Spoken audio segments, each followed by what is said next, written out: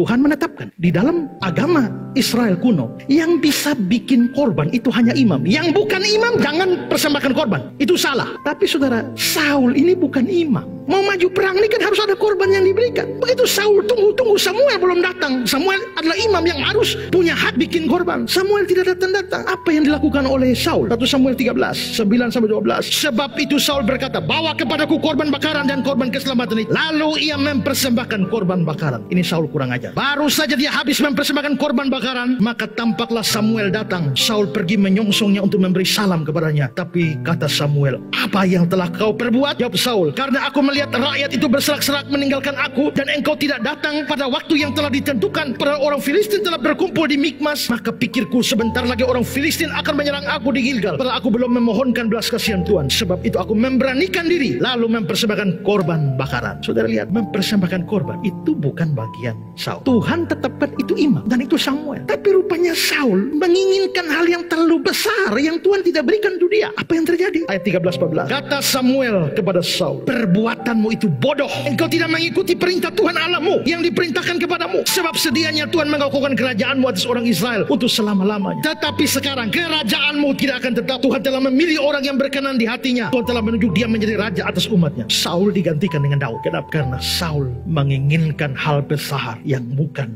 Tuhan tujukan kepada dia.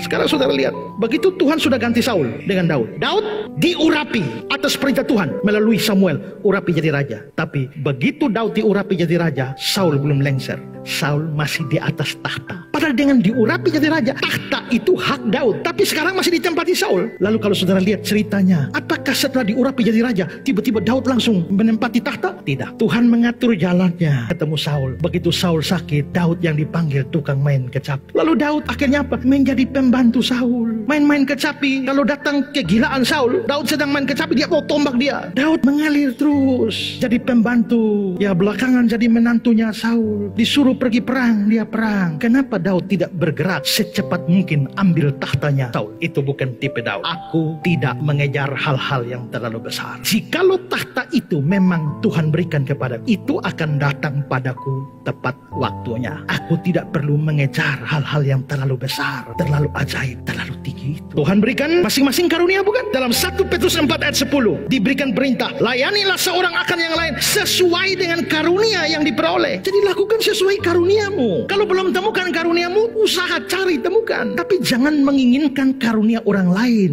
yang Tuhan tidak beri bagimu. Itu terlalu besar, terlalu tinggi, terlalu ajaib. Saya ini diberi karunia untuk berkhotbah dan mengajar, tapi karunia penglihatan tidak. Karunia bikin mujizat tidak. Pernah satu ketika dalam pelayanan saya menginginkan hal yang terlalu besar itu. Bayangkan kalau habis saya berkhotbah, datang dalam nama Yesus, berjalanlah. Tiba-tiba jalan. Wow, besar. Maka saya mulai menginginkan hal-hal yang terlalu besar itu. Begitu juga hari ini. Banyak orang berlomba-lomba jadi pengkhotbah, jadi pengajar. Baik juga sebenarnya. Dengan adanya YouTube, tiba-tiba banyak orang muncul menjadi pengajar, menjadi pengkhotbah. Tapi sebenarnya itu bukan karunia yang Tuhan berikan bagi mereka. Tapi paksa diri. Akibatnya seperti 1 Timotius 1 ayat 7. Mereka itu hendak menjadi pengajar hukum Taurat tanpa mengerti perkataan mereka sendiri dan pokok-pokok yang secara mutlak mereka kemukakan. Akibatnya bukan firman Tuhan tersebar, penyesatan yang tersebar. Tuhan menginginkan masing-masing orang melayani sesuai karunia-Nya. Tidak peduli karunia orang lain lebih hebat, karunia orang lain lebih spektakuler, karunia orang lain